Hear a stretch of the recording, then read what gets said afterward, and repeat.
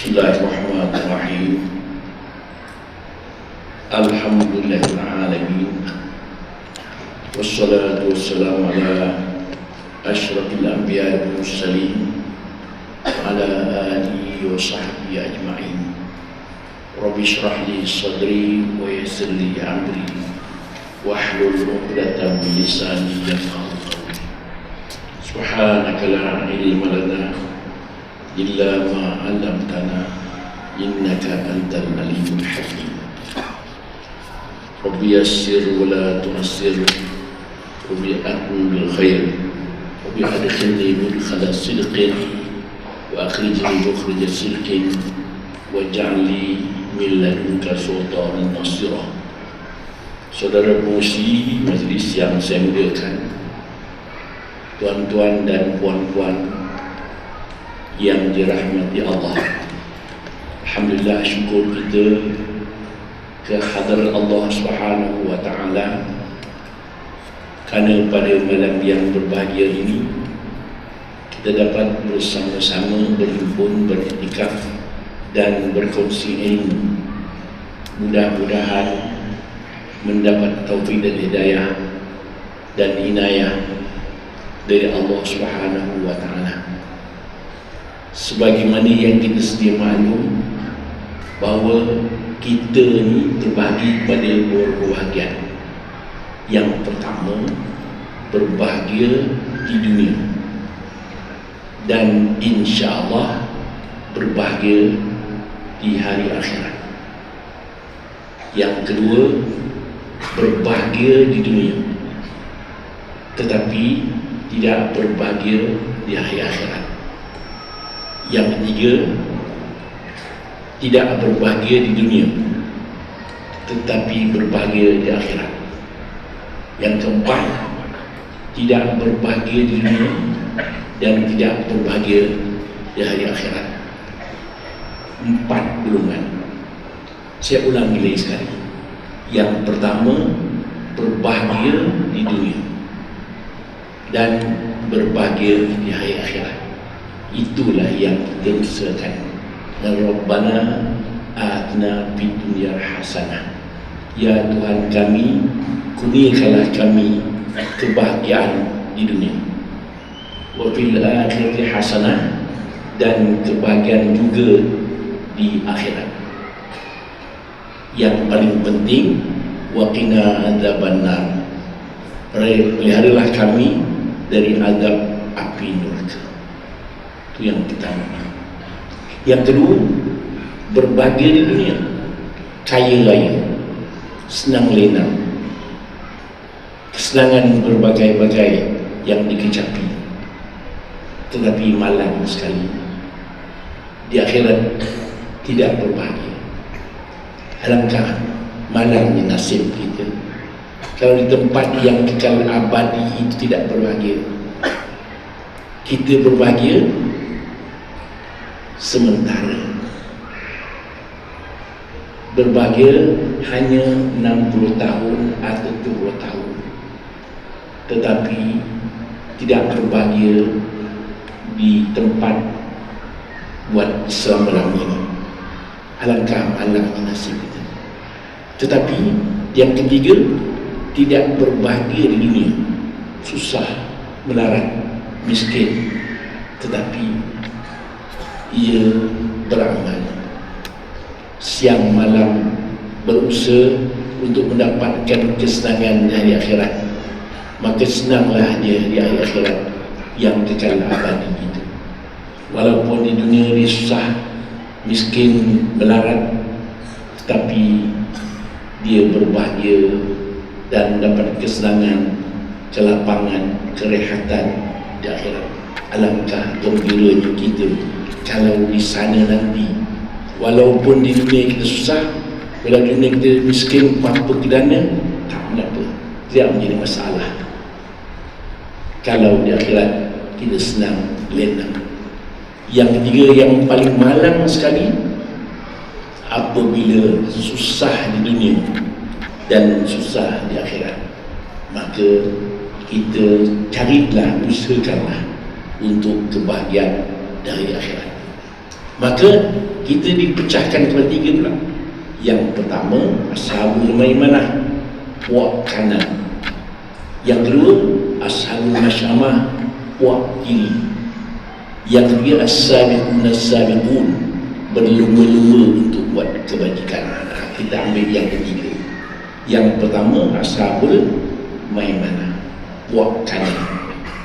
Berbahagialah puak-puak yang kanan itu. Yang kedua, ashabul masyamah, puak kiri. Alangkah malangnya puak kiri itu. Tetapi yang paling hebat, as-sabiqun as-sabiqun, yang berlumba-lumba untuk buat kebaikan, membuat amalan. Itu sebab saya pesankan, kita mesti cari as-sabiqun as-sabiqun, fastabiqul khairat, berlumba-lumba untuk cari kebajikan. Kemudian pecahan pula. Kita dengan ceramah ni pecah kepada tiga. Satu hari seorang ulama melihat pendeta menggali kubur. Dia ambil satu kepala orang mati itu, dia cucuk telinga kawan.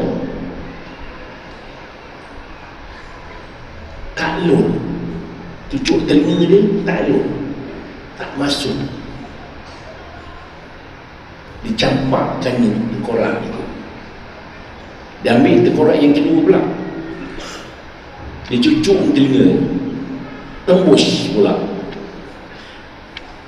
Dicampakkannya tengkorak itu. Yang ketiga, dicucuk tengkorak yang ketiga, masuk tengah-tengah, sangkut tengah-tengah. Ditanyanya pendeta itu, apa maksudnya? Yang pertama, dicucuk telinga kawan tu, tembus. Rupanya dia dengar ceramah, masuk telinga kanan, keluar telinga kiri. Yang kedua, dicucuk telinga kawan, tak masuk. Rupanya tak dengar ceramah langsung. Yang ketiga, cucuknya telinga kawan tu masuk tengah-tengah. Ini dipegangnya tengkorak itu, dicium dan tanam balik. Rupanya dia dengar ceramah, masuk tengah-tengah otak. Begitulah iktibar kepada kita. Dengar ceramah, masuk ke kanan, keluar ke kiri. Ada yang tak dengar ceramah langsung, tak load langsung. Yang ketiga, masuk tengah-tengah, bermakna masuk otaknya, mendengar ceramah dan diamalkannya. Begitulah keadaan manusia sekarang pun itu, dulu pun itu. Jadi tuan-tuan dan puan sekalian, kita lihat pula manusia ini dia mulia pasal akal. Dia dicipta oleh Allah. Laqad khalaqnal insana fi ahsani taqwim. Sesungguhnya kami ciptakan manusia sebaik-baik kejadian. Memang cantik manusia itu. Dipanggil bashar. Bashar maknanya manis. Manusia, insan pun manusia, bashar pun. Bashar maknanya manis, cantik nampak. Tetapi yang paling cantik dia itu ialah akalnya. Binatang tidak ada akal, otak hanya ada. Kita ada otak, ada akal. Otak kita tak boleh makan. Otak lembu boleh makan, tapi lembu tak ada akal. Kita ada akal. Maka sebabnya hebatnya manusia boleh tangkap harimau, boleh tangkap gajah, boleh tangkap singa dengan akalnya. Dia boleh tangkap harimau kerana akalnya. Kemudian dia boleh buat zoo. Kita boleh buat zoo. Boleh tak harimau tangkap kita buat zoo? Tak boleh. Pasal akalnya. Itu hebat manusia. Akal manusia memang hebat. Itu sebabnya Allah haramkan merosakkan akal. Pasal akal boleh mengemudikan manusia. Maka Allah tak wajibkan orang tak berakal sembahyang. Orang berakal wajib sembahyang. Orang tak sembahyang apa? Orang gila. Itu. Orang gila tak wajib sembahyang. Pasal dia gila, maka orang tak sembahyang orang gila.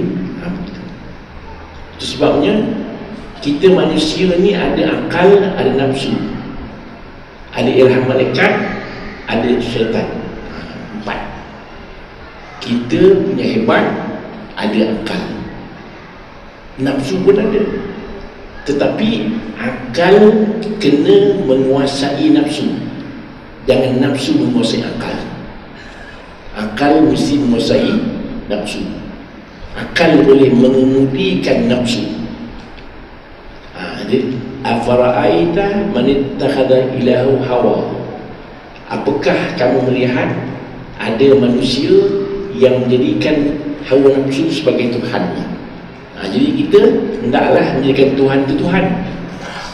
Jangan menjadikan hawa nafsu sebagai Tuhan. Kita ikut siapa? Itu sebabnya Sayyidina Umar kata Allah sembunyikan 4 dalam 4. Yang pertama, Allah sembunyikan keredaan kepada tuan ibadat.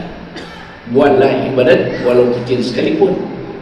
Boleh jadi itu penyebab Allah Ta'ala redha kepada kita. Buatlah ibadat walau kecil sekalipun. Boleh jadi itulah penyebab Allah Ta'ala redha kepada kita. Buat sikit pun. Jangan buat dosa walau kecil sekalipun. Dibimbangkan itu penyebab Allah Ta'ala murka kepada kita. Itu sebab jangan buat dosa kecil pun jangan. Dibimbangkan itu penyebab Allah murka kepada kita. Yang ketiga, Allah sembunyikan ajal kita. Supaya apa? Supaya kita siap sedia sentiasa beramal. Jangan lengah, jangan tangguh-tangguh. Boleh jadi ajal akan sampai bila-bila masa. Tidak kira umur, tidak kira sakit, tidak kira sihat, tidak kira masa. Bila-bila. Sebab Allah sembunyikan supaya kita sentiasa tidak lengahkan ibadat. Bimbang sekejap lagi, mati itu berada di antara pejam dan celik. Waktu pejam mata, bimbang tak sempat nak celik, mati mencelah. Waktu celik mata, bimbang tak sempat nak pejam, bimbang mati mencelah. Napas kita ada berapa? Ada 3. Yang lepas, yang akan datang, yang sekarang. Yang lepas habis, yang akan datang belum tahu. Napas sekarang. Sekarang lah nak beramal pun sekarang. Bukan besok, bukan sekejap lagi, bukan bila-bila. Sekarang. Pasal napas itu yang kita punya yang sekarang. Maka akal lah yang menguasai kita sebenarnya. Terus akal mesti diiringi dengan ilmu. Kita tuntut ilmu supaya akal itu dapat dikuasai ilmu. Ilmu mesti ada. Kita tuntut ilmu. Terus untuk ilmu itu minal mahdi ilal lahdi, daripada buayan sampai ke liang lahat. Tengok itu sebabnya orang Aceh dibuainya anak-anaknya bencikan Belanda. Dalam buayan lagi dah diajar. Datang Belanda bunuh, datang Belanda bunuh. Maka Aceh tak boleh dimasuki oleh Belanda pasal anak-anak dah benci dalam Belanda, dibuai dalam buayan lagi. Itu sebab hebat Aceh. Aceh tak dimasuki oleh Belanda kerana orang Aceh dah ajar anak dalam buayan. Berbeza kita, buai laju-laju sampai pokok sena, nanti beli baju di kedai Cina. Itu sebab kita kena beli baju kedai Cina tu. Pasal dalam wayan dah ajar anak-anak beli baju kedai Cina. Sampai sekarang bila-bila pun kita kedai Cina. Ada kedai Melayu sebelah, kedai Cina kena beli. Pasal dah ajar awal-awal lagi. Begitu. Itu silap. Jadi kita, itu sebabnya anak-anak kita mesti diajar 7 lahir saja azan, supaya perkataan yang pertama yang didengarnya perkataan Allah. Kemudian 7 hari diakikahkan, dicukurkan, diberi nama. 7 tahun start ajar dia sembahyang. 10 tahun 7 tahun suruh dia solat. 10 tahun otak kalau tak solat. 15 tahun dia pun balik. 25 tahun dia pun kahwin. 40 tahun dia pun matang. 60 tahun dia pun kencing dan standby untuk mati. Sekarang ingat sekali lagi. 7 tahun start solat, 10 tahun otak, 15 tahun balik, 25 tahun kahwin, 40 tahun matang, 60 tahun kencing dan RTM, rehat tunggu mati. Itu sebabnya akal kita ini terbagi pada 2. Yang pertama yang nampak, yang kedua yang tak nampak. Akal yang nampak ilmu. Yang pertama iaitu sabar. Akal yang nampak sabar. Sabar yang paling penting. Tengok ya, sabar ini yang pertama, sabar melaksanakan perintah Allah Ta'ala. Yang kedua, sabar meninggalkan larangan. Tapi yang paling payah, sabar meninggalkan larangan. Sabar melaksanakan perintah mudah. Ramai orang mudah beramal, tetapi tidak ramai orang mudah meninggalkan larangan. Ada orang yang rajin solat, rajin semayang, rajin puasa, maksiat pun rajin, susah nak tolak. Satu hari jumpa kawan saya lah, dia selalu jemput saya ceramah. Tiap-tiap bulan dia jemput saya ceramah kelas.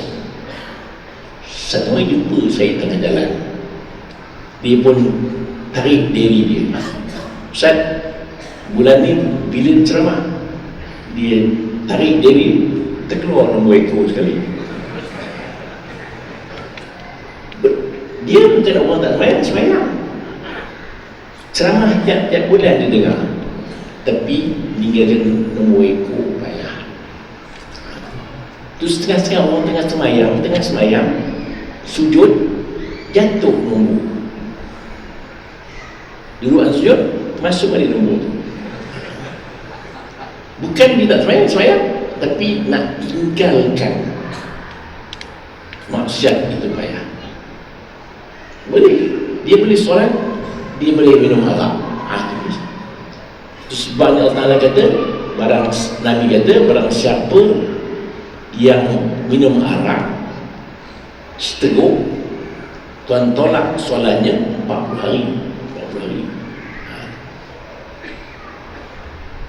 Satu hari seorang jaga gini setahun telefon saya, lama dah, Ustaz, apa hukumnya saya kerja di gini setahun? Saya kata haram lah, kan syubhat. Mana boleh haram Ustaz? Dia kata, saya sini ada ceramah ada semayang semua. Dia kata dia semayang tu, dia marah ke tak apa?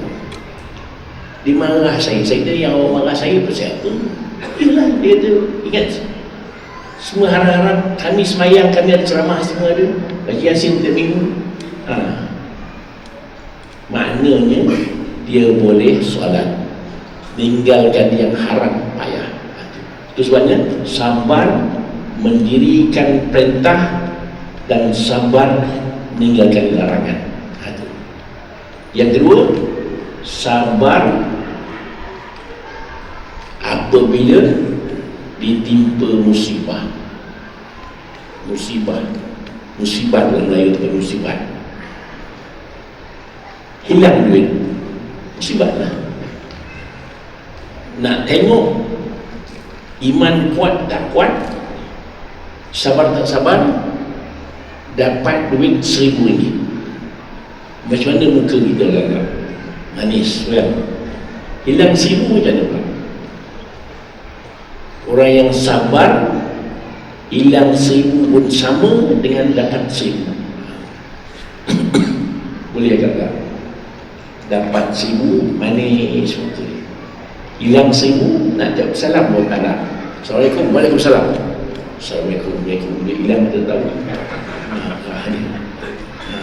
Itu sabar. Sebabnya satu kisah zaman dulu, orang yang paling sabar tapi tak ikut sabar dia, tuan dia ni hamba. Tuan dia nak seokok, dia minta api pada hamba dia. Syarat api itu mesti dengan bara api. Bara mesti ini, letak bara api tangan, dan bila letak tangan api ke tangan tu nak bagi tuan dia hisap pokok, tuan baru nak mengulung pokok, bagi dia macam mana gitu. Tapi dia sabar. Itu hebat, tak boleh buat kita. Satu hari satu orang anaknya dibunuh, meninggal, dibawa kepada seorang lagi, bawa ke bapaknya. Bapak dia kata apa? Anak saya itu kebumikanlah, pembunuhnya itu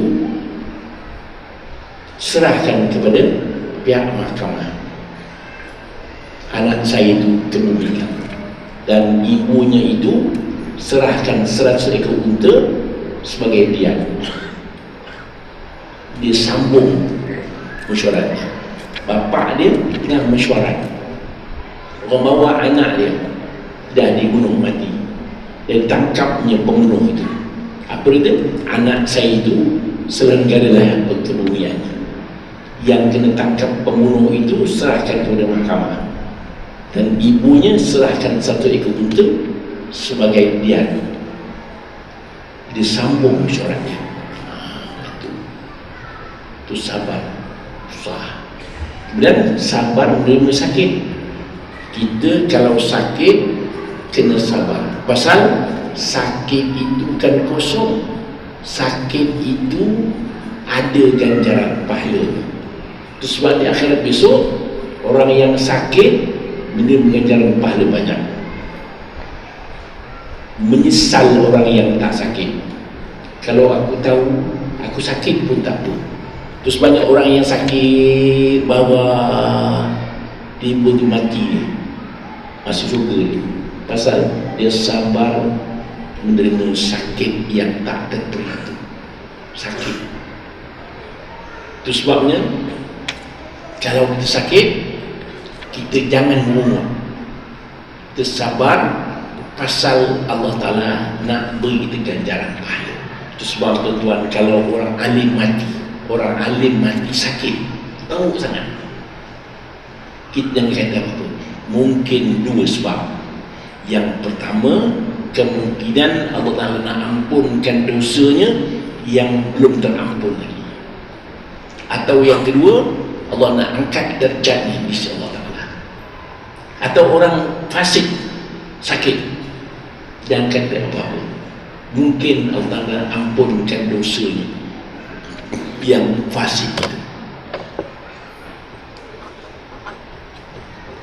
Mungkin Allah Ta'ala nak ampunkan dosa orang fasik. Itu ya. Itu sabar. Sabar ni macam-macam cara untuk kita menerima cubaan Allah Subhanahu wa Ta'ala. Yang kedua, tawaduk. Tawaduk, merendah diri. Merendah diri ini sebabnya tidak semestinya orang kaya, kadang-kadang orang miskin pun sombong juga. Sebab Nabi dalam hadis qudsi mengatakan, sesungguhnya Allah Ta'ala sayang orang merendah diri, tetapi Allah lebih sayang orang kaya yang merendah diri. Allah lebih sayang orang besar, orang berpangkat rendah diri, tetapi Allah lebih benci melihat orang sombong, tetapi Allah lebih benci melihat orang miskin yang sombong. Sudahlah miskin, pula. Yang ketiga, Tuhan sayang orang alim, tetapi Allah lebih sayang orang muda yang alim, muda yang beramal. Tetapi Allah benci melihat orang fasik, tetapi Allah lebih benci melihat orang tua yang fasik. Itu kita merendah diri. Merendah diri. Itu sebab Nabi sentiasa merendahkan dirinya, tidak menyombong. Itu sebabnya kita dalam pesan berjumpa sahabat atau orang yang tak dikenali, ucapkan salam. Absyis salam ala man arafta aw man la ta'rif. Berilah salam kepada orang yang kau kenal atau orang yang kau tak kenal. Kenal ke tak kenal, beri salam. Kita bisa. Itu Sayyidina Ali pernah mengatakan, beberapa kali aku nak ucap salam kepada Nabi, tak nak dapat. Nabi dulu. Berapa kali aku nak salam kepada Nabi, tak nak dapat. Kum dah sampai. Gitu. Nabi dulu salam. Itu sebab kita pun jumpa sesiapa pun kita beri salam. Itu. Ya, yang kedua, tawaduk, merendah. Yang ketiga, diam. Nabi kata, man kana yu'minu billah wal yawmil akhir falyakul khairan aw liyasmut. Barang siapa cintakan Allah, beriman kepada Allah dan Rasulnya, hendaklah cakap yang baik atau diam. Diam dan cakap banyak. Setengah orang suka cakap, banyak salah, banyak dosa. Jadi kita banyakkan diam daripada bercakap. Kau cakap yang betul-betul, cakap yang tidak melibatkan orang lain. Pahala banyak diam tu. Terus banyak pesankan Tuhan kita ada 4. Yang pertama solat, yang kedua baca Quran, yang ketiga zikir, yang keempat sedekah. 4 basic. Yang pertama solat, semayang fardu, semayang sunat. Semayang sunat jangan tinggalkan, pasal pahalanya banyak. Barang siapa semayang sunat, nanti menutup kelemahan yang terdapat pada semayang fardu. La yazalu 'abdi yataqarrabu ilayya binawafil hatta uhibbahu. Sentiasa hamba-Ku mendekati kepada Aku dengan semayang sunat-sunat sampai Aku sayang kepada dia. Tunggu semayang sunat sampai Allah Ta'ala sayangkan kepada kita. Bagaimana kita nak tahu Allah Ta'ala sayangkan kepada kita? Apabila manusia sayangkan kepada kita, menunjukkan Allah Ta'ala sayangkan kepada kita. Allah Ta'ala sayangkan kepada kita. Wahai Jibril, aku sayangkan sebulan-sebulan.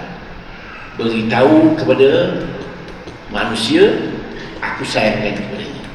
Akhirnya manusia sayangkan kepada kita, menunjukkan Allah Ta'ala sayangkan kepada kita. Bila Allah Ta'ala sayangkan kepada kita, apa yang kita minta, Allah Ta'ala mengabulkan. Kita usahakan semayang sunat banyak. Contoh senang, lepas maghrib, barang siapa semayang sunat lepas maghrib, Allah ampunkan dosanya 20 tahun. Ya, barang siapa sembahyang sunat lepas maghrib, Allah Ta'ala ampunkan dosanya 20 tahun. Barang siapa sembahyang sunat fajar, sembahyang sunat subuh, pahalanya lebih baik dari dunia dan isi kandungannya. Kan banyak ada. Sama ke sembahyang sunat lepas Jumaat. Jangan tinggalkan sembahyang sunat lepas Jumaat. Kita banyak sembahyang sunat sebelum Jumaat. Lepas Jumaat sibuk balik. Yang kena sembahyang sunat muakkad lepas Jumaat. Sebelum Jumaat tidak muakkad. Tapi orang sembahyang semua sembahyang sebelum Jumaat. Lepas Jumaat sibuk nak balik. Sembahyang 2 rakaat. Pahala banyak. Jadi sembahyang fardu jangan tinggal. Sembahyang sunat kena buat. Termasuk sembahyang sunat tahajud. Tahajud yang payah. Kan qalilan minal laili ma yahjaun. Mereka itu sedikit sangat tidur di waktu malam. Kurangkan tidur di waktu malam. Kerana sembahyang tahajud. Yang kedua, baca Quran. Kita kena baca Quran sekurang-kurang sekali 100 ayat. Baca Quran sekurang-kurang sekali 100 ayat. Dan kalau nak tidur, kita baca Al-Mulk, Al-Sajdah dan Al-Waqi'ah. Nak tidur. Dan baca Quran 100 ayat sekurang-kurang 1 hari. Iqra'ul Quran fa'innahu ya'yamul qiyamah syafi'an ashabi. Bacalah Quran, nanti hari akhirat nanti menjadi syafaat kepada si baca. Jadi saya pesankan tuan-tuan, Quran jangan tinggal baca.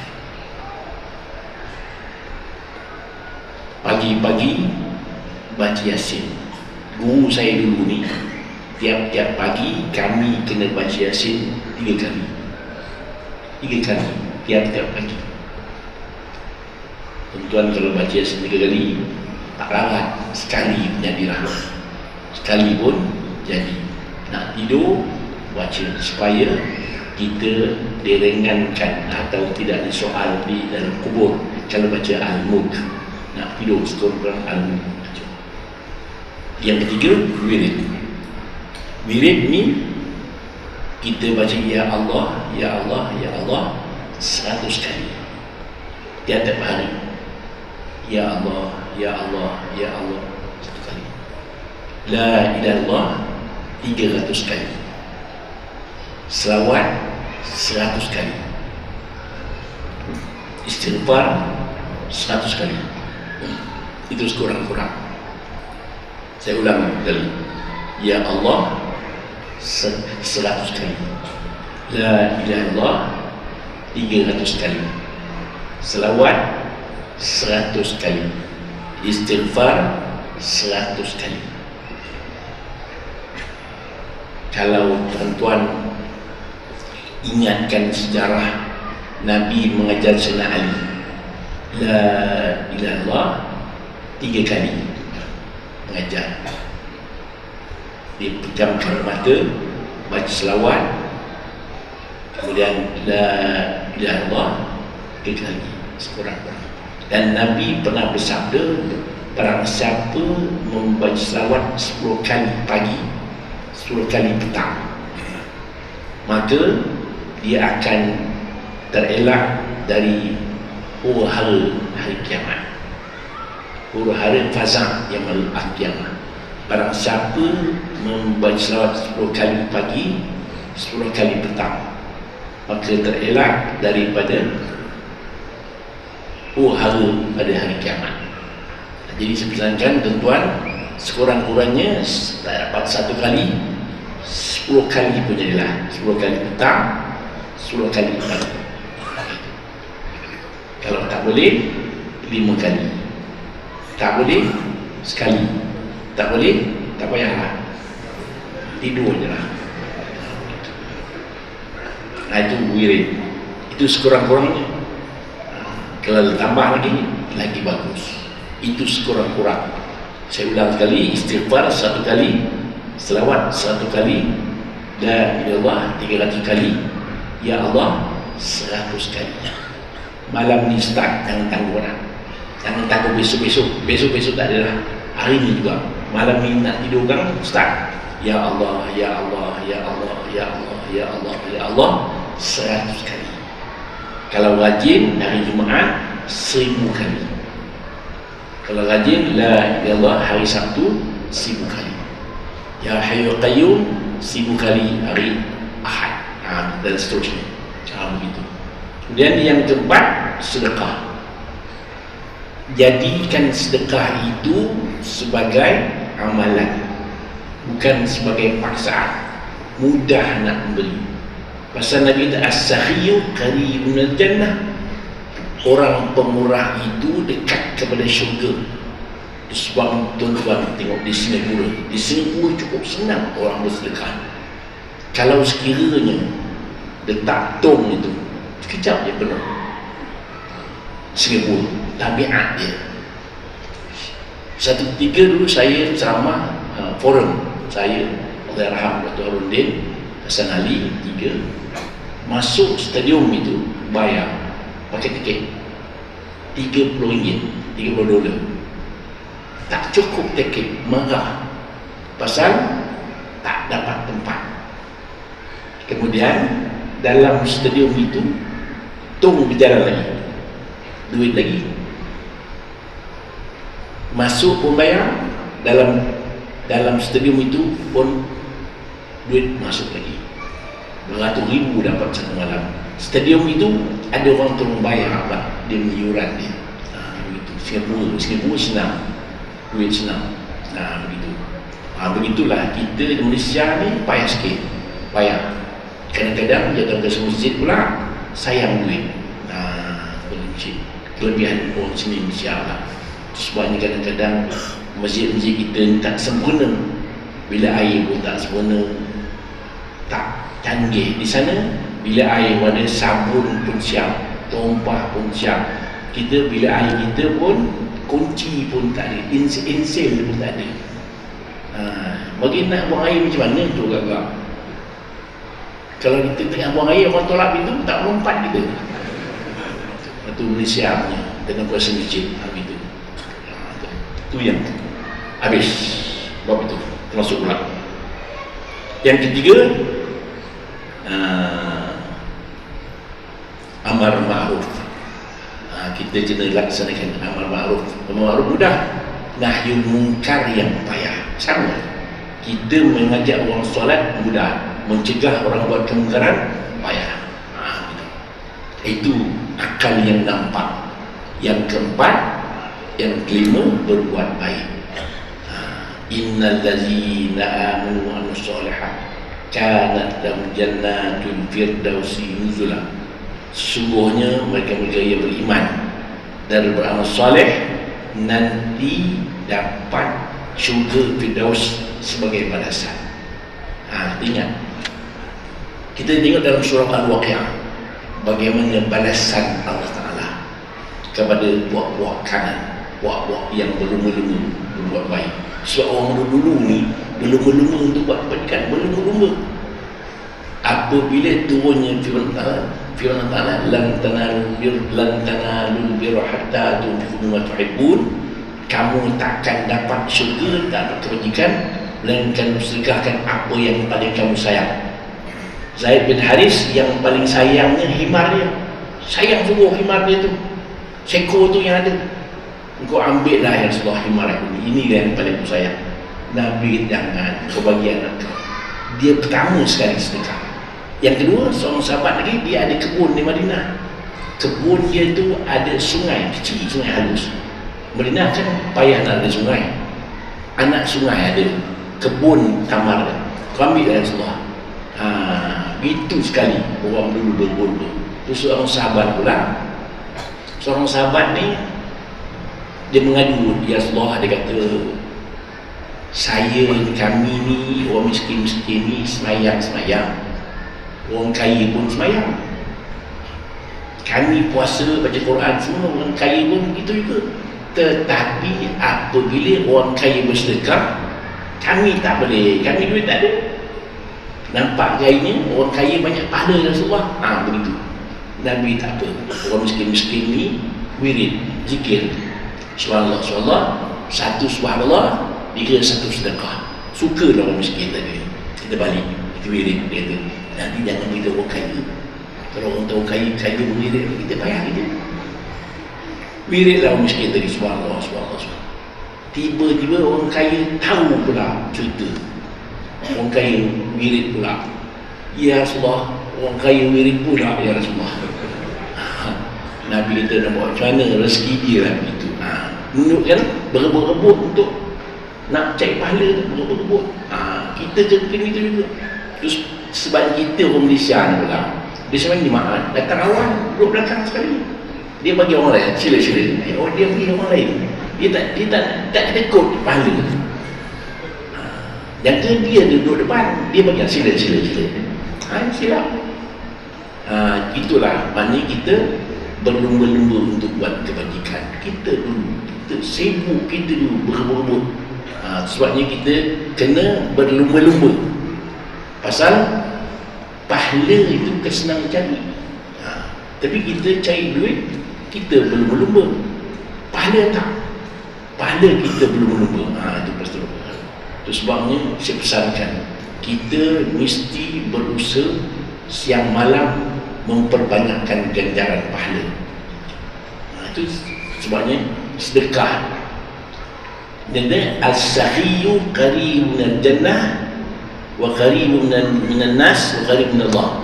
Orang pemurah itu dekat kepada Allah, dekat kepada manusia, dekat kepada syurga. Tengok ahli syurga, tengok orang yang pemurah. Pasal payah. Pasal duit ni yang kita punya, yang kita sedekahkan itu kita punya. Yang disimpan belum tahu. Yang sedekah itu kita punya. Pahala dah dapat lah. Yang disimpan belum tahu. Boleh jadi saya punya, boleh jadi klinik punya, boleh jadi perompak punya, boleh jadi keluarga punya. Keluarga kita punya tak apa, isteri kita tak apa. Kalau kita mati, isteri kita dapat. Berapa lama dia dapat? Belum tahu lagi. Kalau kita dah mati 4 bulan 10 hari, orang buang pinang isteri kita, macam mana? Kita tahu tak isteri kita kahwin? Tahu itu malam tu. Kita mati seorang lagi. Tengok dia duduk dalam kubur. Ini orang Syah Alam ni. Duit kita, dia sapunya. Isteri kita tak sayangkan suami dia, dia bagi duit. Duit siapa? Duit kita. Kita yang cari siang malam penat-penat cari duit, kita tak sedekah, mati kita. Duit kita dah sapu di suami baru dia. Itu sebabnya satu hari cerita, seorang perempuan telefon saya, Ustaz, seorang kawan saya, dia kata meninggal suaminya. Dia bersumpah-sumpah tak nak kahwin-kahwin. Tiba-tiba baru ni orang pinang isteri dia. Boleh tak dia kahwin, Ustaz? Saya tahu bukan kawan dia lah. Dia dapat cerita. Lain kali saya kata, kalau suami meninggal, jangan cuma sumpah. Sebut je, inna lillah wa inna ilaihi raji'un. Sambung doa sikit lagi. Allahumma khilufli khairan minhu. Doa dia. Pesan orang perempuan, baca doa tu. Allahumma khilufli khairan minhu. Maknanya, ya Allah gantikan aku suami yang baru, yang lebih canggih lagi. Kita suami ni, kita bila kahwin dan bila meninggal besok, kita akan kahwin 72 orang isteri. Kita suami ni kahwin 72 orang isteri. Bidadari 2 orang saja. 70 isteri kita dari manusia biasa. Dari kawan-kawan kita, suami yang tak beramal tu, yang sekeluarga, isterinya kita ambil. Baru tahu dia. Saya seulang sekali, kita kahwin besok 70 orang, 2 orang bidadari, 70 orang daripada manusia biasa yang suaminya masuk neraka, isterinya kita ambil. Tapi janganlah tuan berangan Allah Akbar banyak jodohan. Janganlah. Hurun in tu maknanya bidadari, cantik-cantik. memang hebat-hebat. Kita beramallah, insya-Allah akan dikahwinkan Allah dengan bidadari cantik-cantik. Bidadari cantik, bidadari cantik ni, kalau dia ludah dunia ni, wangi dunia, ludah dia. Kalau dia unjuk muka dalam dunia ni, terang dunia ni, itu hebat. Tapi itu sebabnya kita kena menungkan, di antara lain menungkan syurga supaya kita kuat beramal, renungkan neraka supaya tak berani nak buat maksiat. Begitu. Ya, ringkas sikit ni. Kemudian akal yang tak nampak. Yang pertama yang tak nampak iaitu berfikir. Kita banyak berfikir. Fikir ada 4. Memikirkan ciptaan Allah Ta'ala, memikirkan syurga, memikirkan neraka, memikirkan kelemahan kita. Yang kita memikirkan ciptaan Allah Ta'ala supaya kuat akidah, kuat i'tiqad kita, kuat keyakinan kita. Yang kedua, menungkan syurga supaya kita kuat beramal. Yang ketiga, menungkan neraka supaya tak berani nak buat maksiat. Yang keempat, merenungkan kecuaian kita supaya kita malu dengan Allah Ta'ala. Yang kelima, merenungkan nikmat Allah Ta'ala supaya kita syukur kepada Allah SWT. Nikmat yang bernikmat, nasib baik kita ni beriman. Itu nikmat yang bernikmat sekali. Nasib baik kita ni beriman, nasib baik kita jadi orang Islam. Syukur kita. Bila kita syukur, bila kita merenungkan kita ni jadi orang beriman, sayangkan iman, sayang. Itu sebabnya seorang sahabat mengatakan, hendaklah kamu jangan menyusahkan orang yang kamu sayang. Jangan kamu menyakitkan hati orang yang kamu sayang. Siapa orang yang kamu sayang sekali? Diri kita sendiri kan? Kalau kita sayang diri kita, jangan buat maksiat. Jangan menyusahkan, jangan menyulitkan, jangan menyebabkan jiwa kita sakit. Iaitu jangan menyakitkan, jangan buat maksiat. Kerana buat maksiat menyusahkan diri kita sendiri. Gitu. Jangan menyusahkan orang yang paling kamu sayang. Siapa yang paling kita sayang? Diri kita. Jangan buat maksiat, jangan buat perbuatan-perbuatan yang tidak diridhai oleh Allah Subhanahu Wa Taala. Itu menungkan. Yang kedua, ibrah, mengambil pengajaran. Sebabnya kita lihat berlakunya Aceh, banjir, tsunami, menungkan itu musibah. Mengapa musibah? Musibah tu ada 3, 4. Musibah jaza, musibah bala, musibah tarbiyah. 3. Yang pertama musibah kerana balasan Allah Ta'ala. Jangan buat maksiat, nanti Allah turunkan bala, bencana, susah. Mengapa bencana bala terjadi di Aceh itu? Kerana maksiat buat di tepi pantai. Satu orang lelaki jumpa saya. Apa hal? Dia kata apa? Zakar saya panas. Sepanas-panas Ustaz. Saya mati-mati pun tak apa, tak tahan dah, dia kata. Saya kata kenapa? Dia lewat isteri dia sendiri. Tuan turunkan bala secepat tu juga. Okay. Jangan buat maksiat, Tuan turunkan bala. Kan susah. Sampai sanggup dia mati. Saya kata jangan mati, nanti dulu sabar. Nasib baik Tuhan bagi awak sakit. Tuhan tak bagi awak sakit, awak akan buat lagi. Nasib baik awak sakit, nasib baik panas sepanas-panasnya. Itu ibrah, pengajaran. Jangan buat maksiat. 1-3 di Johor, satu orang itu minum arak, air raya, minum, dia isaukur, masuk api dalam mulut dia, terbakar, mati dia. Itu pengajaran. Sebabnya kita tengok sesuatu itu, jangan tengok dengan mata, tengok dengan fikiran. Tengok mengapa Tuhan turunkan bala, mengapa turunkan musibah, pasal kesilapan kita. Kesilapan. Yang ketiga,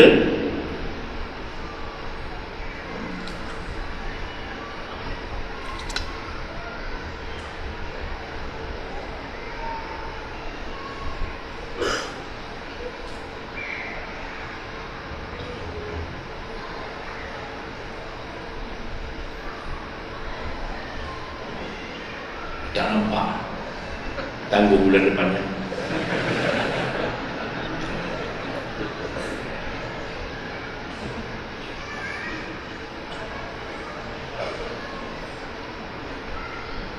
Takut kepada Allah. Itu pikiran yang tak nampak. Takut kepada Allah. Jadi kita takut kepada Allah Ta'ala ni ada dua. Takut kepada manusia, lari daripada manusia. Takut kepada binatang buas, lari dari binatang buas. Takut kepada Allah, lari kepada Allah. Itu bezanya. Lari kepada, lari daripada. Lari kepada Allah, lari daripada Allah. Lari kepada Allah, tak betul. Kepada Allah tidak boleh lari. Lari kepada Allah, dekatkan kepada Allah. Sebabnya Imam Ghazali mengatakan Allah Ta'ala nampak semut hitam di atas batu yang hitam, di atas dalam gelap gelita.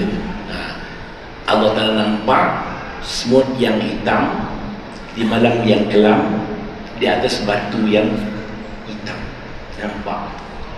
Tak boleh buat apa. Sebab seorang wali Allah Ta'ala digoda oleh seorang wanita.